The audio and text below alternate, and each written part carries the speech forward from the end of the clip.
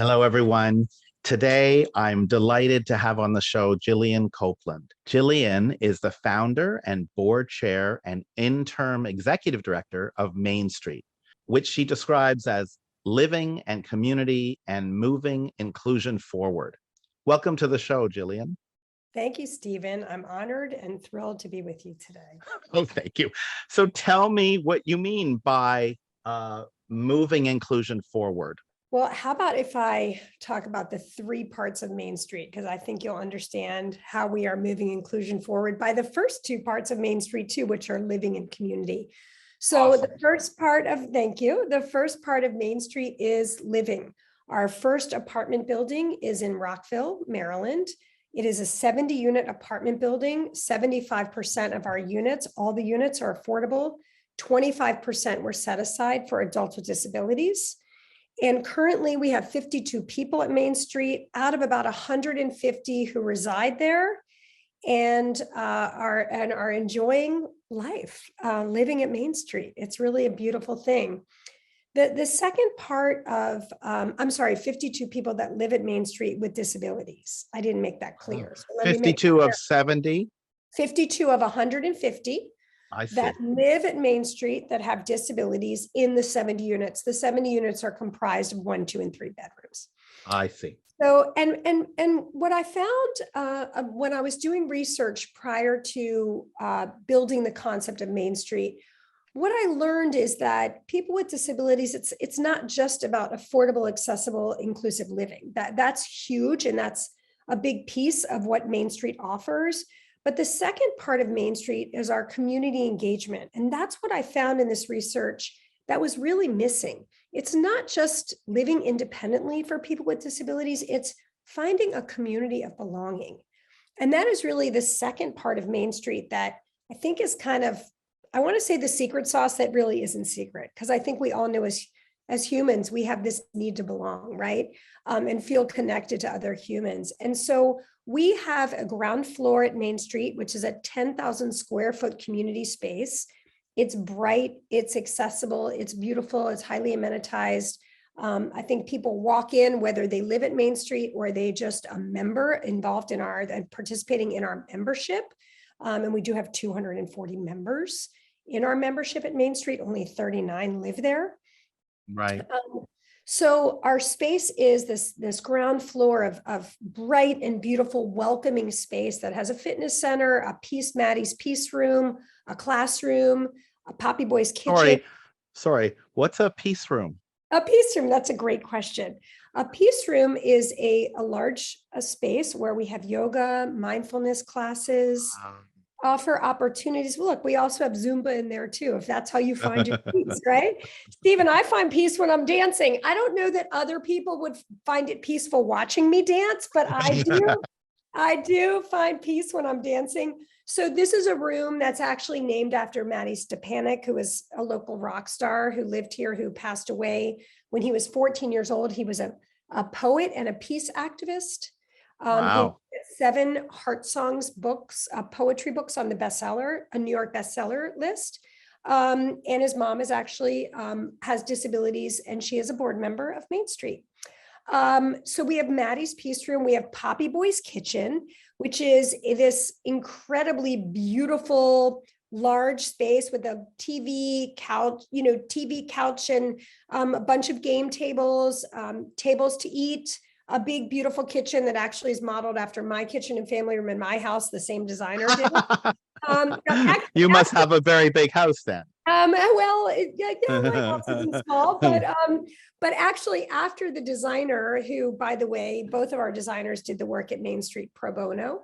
And after I saw Poppy Boy's Kitchen, I redid my own kitchen at home with the same designer to look like Poppy Boy's Kitchen. It's just absolutely gorgeous. We have our Bake with Sharing programs in there. We have game days in there. We have, we call Friday Vibes. So you come down, you have pizza, you hang out on Fridays. We have tie-dye parties and, lots of different social events in there. Every Friday is a different theme. I think we have a slumber party this week. Wow, a slumber party. You said this was not just for residents, right? This is not just for residents. And that's really, again, back to that second part of Main Street. living is the first part and really important. But we knew when building Main Street, Stephen, that the demand that we were, was not even going to touch this, the supply was not even going to touch the demand, right? Right. 70 units, 150 people, 50 people with disabilities, that's great. But we have thousands among thousands, as we do across the globe, of Yeah. people with disabilities. I mean, look, just as you know, in this space, affordable housing is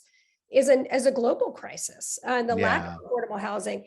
And so we knew we really weren't going to touch the demand. And through this research, we found that touch the supply. But what we found in this research is that people are yearning for a community wrap around them after they reach the cliff.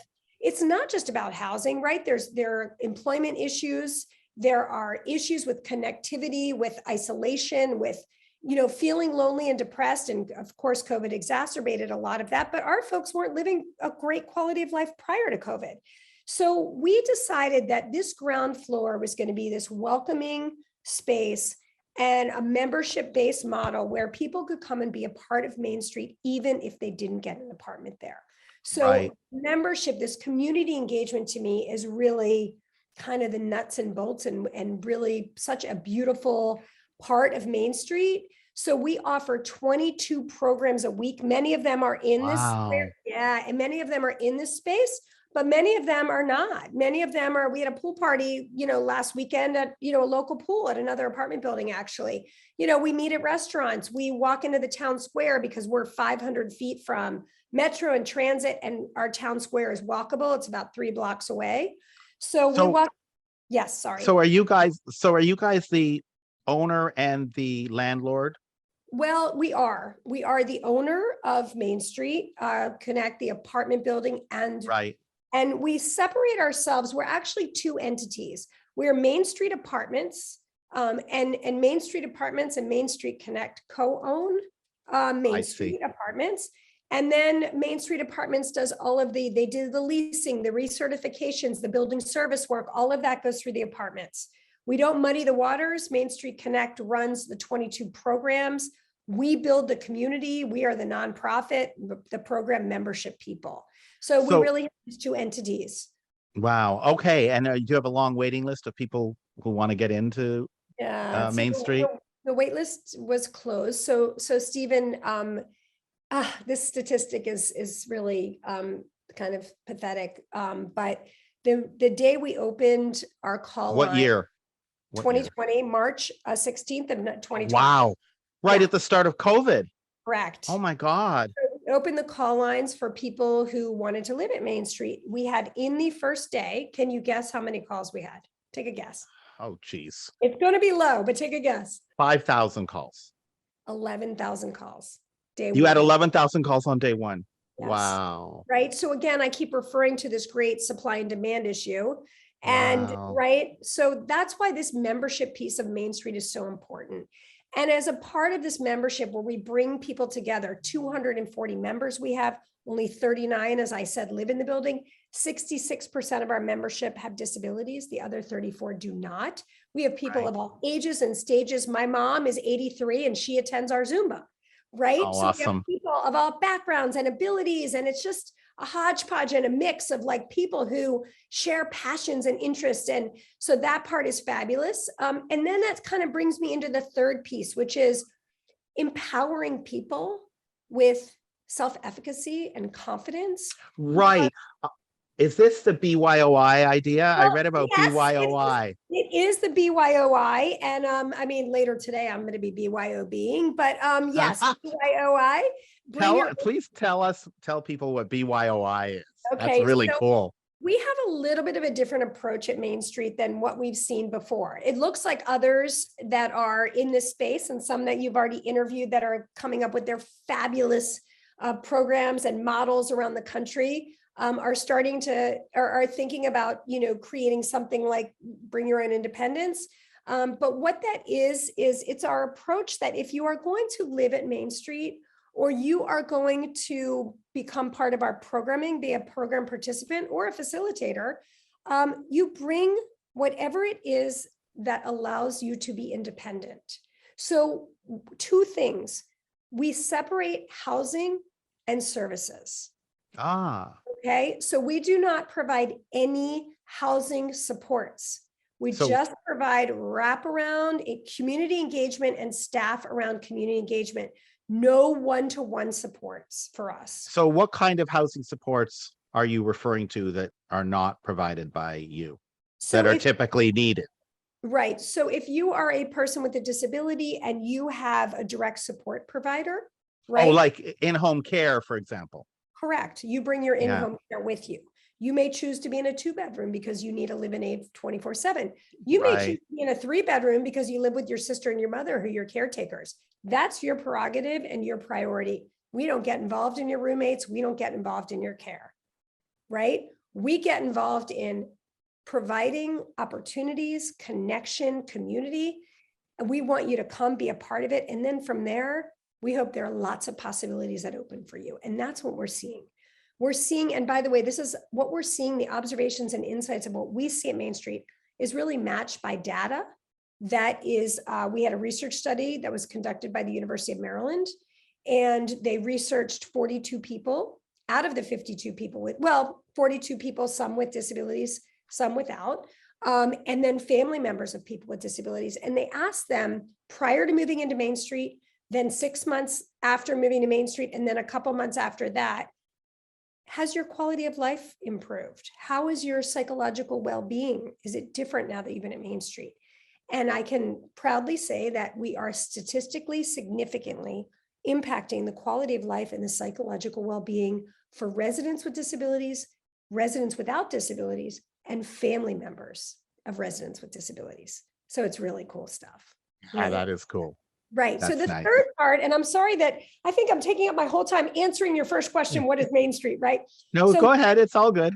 living, community engagement and wraparounds, kindness and support. And then the third part of Main Street is moving disability forward. And we alongside of, or even just kind of trailing behind and receiving assistance from Michaela Connery and Allie and Fatima at the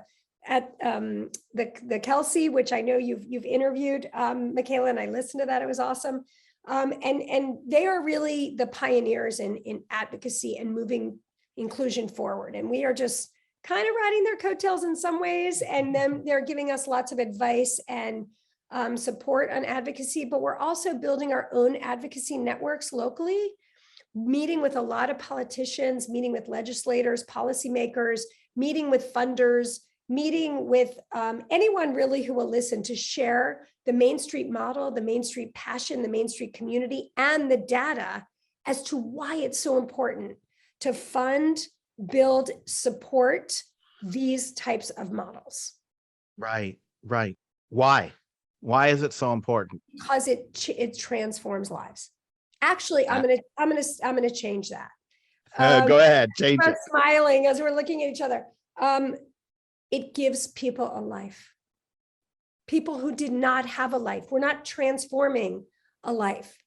We are providing opportunity, which allows possibility in a dignified, respectable way that it doesn't make people feel that they need, that they are charity, that they are less than, that they are othered.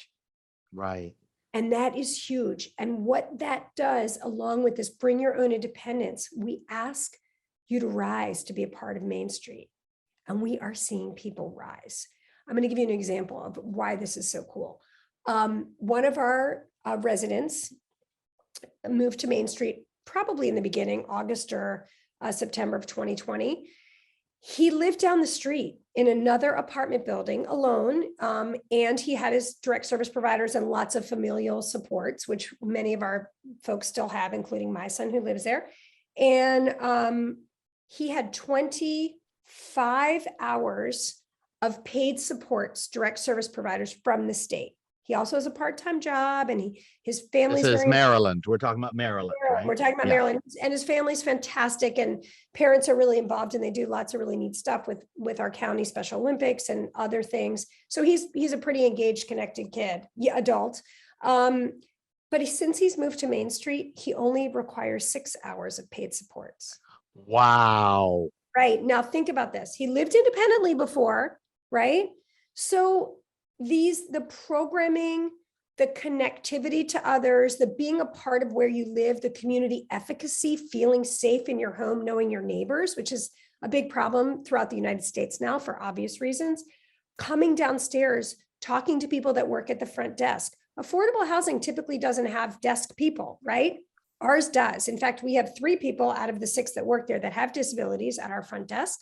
But this guy and others who live there and members walk in, and there's somebody at the front desk to say, "Hey, Stephen, what's up? How are you?" And even if they just come down to say hi, or they come to our cafe, we have a soulful cafe that's in the front of Main Street, right? It's open 7 a.m. to 2 p.m., sometimes a little later, 6 p.m. some days. They come down. They might be sitting at lunch by themselves, and other people come in. Or they see Sam or Dana or Catherine behind the counter, and they talk to them. It's human connection. It's people that give a shit, people that care, right? Yeah. You share kindness, you spread kindness, and kindness begets kindness, and it makes you feel good. So this guy who moved to Main Street still has his familial supports, right? But he only has 6 hours of paid supports because he has enough people around him, probably to feel safe and protected and comfortable. He comes down and he comes to our program, some of our programs 4 or 5 a week. And if you think about that, and we don't have the longitudinal information on this yet, but if you think about this community support and the longer term economic impact that may have on our state, it could be huge. If 52 people that live at Main Street required 25 hours of support before, and they now only need 6, now I'm not a mathematician, but I can tell you that the state will save a lot of money, correct? Right. And this is why it's important that people all over the country hear about this model. Correct. So tell me a little bit about where it goes from here. We have the Rockville facility with its 70 units. Are you building or developing other projects? So that's a great question. I will tell you, where are we going from here? We are helping others around the country build their version of Main Streets. As long as they are affordable, accessible, and inclusive, we are here to help. We have a consulting arm, very cheap. Wow. So we are doing that, which is really fun. We've worked. That's cool. So you're not just managing in this great project that you've built. You're providing consulting services around the country. That is so cool. It is so cool. So again, the third part of Main Street is moving disability forward, moving inclusion forward. How do we do that? By sharing this mission, this movement, this kindness, this data, this and helping people build their own versions, whatever their market demographic is, needs are, and supporting them to do that. We're working with a group in Chicago. We've worked with a group in LA for a while, and, just people around the country who are calling, needing. We tour people constantly or coming to see Main Street, which is always really a thrill. So if you ever pop over to the East Coast, come join us. We'd love to give you a tour and lunch at our Soulful Cafe. Thank you. Quite delicious. You're welcome. We also, we have our eyes on some other spaces locally. My husband is a real estate developer.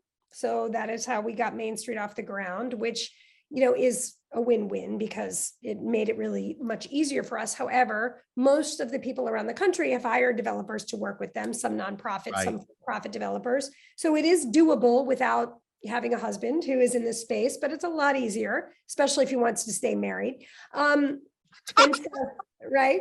I was going to say something else, but I don't know who's listening. So I'm not going to get too frisky. But let me ask you this, Jillian, how do people afford to live? Well, actually, let's go back a bit. Yeah. How long you said you closed? Okay. So you told me you had 11,000 people who applied for your property. Right. And then you had a waiting list, and now you've closed the waiting list. How many people are on the capped waiting list? God's honest truth, I don't know. I don't know. I don't get involved in that side at all. I didn't know who got apartments. In fact, one of my very, very, very best friends in the whole world, who also worked, I started a school 15 years ago, and she started it with me, even though I get most of the credit, but she did. And her son didn't have any desire to live at Main Street the whole time we were building it. And in about January or even February, she said to me, guess what? Andrew's talking about living at Main Street. And I thought, oh my God. And I said to her, I can't help you get an apartment because of fair housing laws. I can't. Right. Actually, by the way, my son's in a market rate unit. He didn't get one of the units. Now I don't need one. So I was happy but he didn't. And so, it's fair. So I didn't know who applied to live there unless they told me that they applied. I never saw the list. My best friends actually, I think was he was the first move in. He moved in August 3rd. And I'm pretty sure he's in an affordable unit. I'm pretty sure. And the point is you don't have a lot of vacancy, and there's still a huge. The wait list is closed. Yeah. When people call now, kind of the cool thing is in the last year, about year and a half, my husband's company purchased another building nearby. And they have, in our county, we have it's called moderately priced dwelling units. And for any market rate development, you have to have 12.5% of your total units as moderately priced, which means that they're affordable. So this building has 300 units or something. So there are 44 affordable units. So when people now call Main Street, we get 3 to 5 calls a day looking for an apartment, 3 to 5 a day. Okay, so that's why it's so important that we get the word out about 100% projects like yours too, so we can improve the housing scenario, because it's a crisis all over the country, like you talked about before. It is, and we have we're connected to a lot of the local real estate property managers that all have these MPDU units, moderately priced. So we keep referring people to this new building that we have, and then other buildings where they can find something near Main Street so that they can walk over and roll over and be a part of our programming. So it's exciting. Yeah, no, it's exciting. And I wanted to ask you about something else, and it's just slipped my mind. Hold on a second. So what do you say to folks who are interested in your consulting services what kind of typical challenges do you warn them about, or that you help them to tackle that developers and advocates bring to your attention? That's a great question. I think a new one too. I don't think I've had that. I've had lessons learned, but I haven't had that one. Well, I am not a developer. So the technical kind of nitty gritty stuff, I'm not sure I would be super helpful, although that's what I have my husband for. And I do pimp him out regularly, by the way. So he is available if you need him. He'll probably kill me for saying that. And so will my mother for referring to her age, because she doesn't like that either, but oh well. So I think the most important thing to know is you have to really understand your market and the financial opportunities available in your market in order to do this. Is what you want to do what your community needs? That's the first thing. The second, is it financially viable? Right. And then from there, then you start the process. And it's a hefty process. I think for us, one of the most important things that we did is that while we were building the idea of Main Street, the concept, even literally building the building, we were building this inclusive community. And we were asking people to come along for the ride, whether it was their financial capital, their human capital, their kindness, joining us for activities, being a part of what Father Boyle, I quote him a lot, he's from Homeboy Industries, being a part of the margins, being actually a part of the community, not giving because it's charity, but being in it with us. That was what my ask was. And I think that's what I would tell people right from the start. Get people invested in why this matters, because then it's real and it's organic. And then you get people interested in being a part of your vision and your mission and your passion and your love organically. And that's really the way to keep things sustainable. This isn't about bricks and mortar. This is about humanity and moving humanity forward. I couldn't agree more, because I know that as a real estate agent. I also do coaching and training of new agents. And one of the things I'm always talking to them about is you have to bring your own passion around your purpose and your mission for why you want to do this work to your work, because that passion, authenticity, and drive will inspire others who will want to do business with you. So it leads me right into my next question. Thank you. Which is, you are an incredibly passionate person about this. What, why? What is it about your life story that creates such strong feelings for you? That's a great question. BYOP, that's a new one. Bring your own passion, right? Yes, I like that. Bring your own I like passion. that too. So I'll start with this. I've always been a justice seeker my whole life. I am privileged and white and came from wealth. And yeah, I used to be embarrassed about it, and now I'm just proud of it. And so it's different.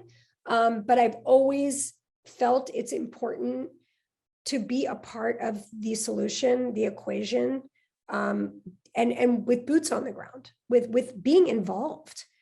And I've always been an advocate for myself, for others, for humanity, really. And I think maybe that's why when I had 4 sons, one of them came out especially perfect, because he was born with disabilities. And he started having seizures when he was 8 months old. And I'm not sure I knew what life would look like for him, but I knew in my heart life was going to look good for him. And so I looked around, what's out there for people with disabilities like my son when he gets older. And I think I wouldn't accept anything less than a fabulous life. And I don't think anybody should accept anything less. And that's what we're outputting here, is people are having a fabulous life. And that's what we're finding. And so I think that is why I built Main Street. That's why I'm a part of the community. My son being the core of this, but also my need for justice and bringing other people along for the ride, because it's not just about Nickel. That's my son's name, and it's certainly not about me. And it's about, us hand in hand. I just admire your drive and the way you're expressing your passion. And I am curious, what are you doing 20 years from now? Like, what great new vistas what mountains are you climbing in 20 years, in the next 10 to 20 years? Thank you. Thank you for your kind words. Well, I'll probably be dead, quite honestly. Oh my God, no. Myself into oblivion. I think my goodness. I have some other ideas about building inclusion in the world. Yeah. And I'm starting to work on some of those now. So you'll have to wait and see, and maybe we can. I'll have to have you come back on the show. Yeah. Now, I don't know if it's about housing, but it's certainly about inclusion, which, as you know, matters for housing and for health and for quality of life. My son has epilepsy, and I'm starting to get a little bit more involved in the epilepsy advocacy space.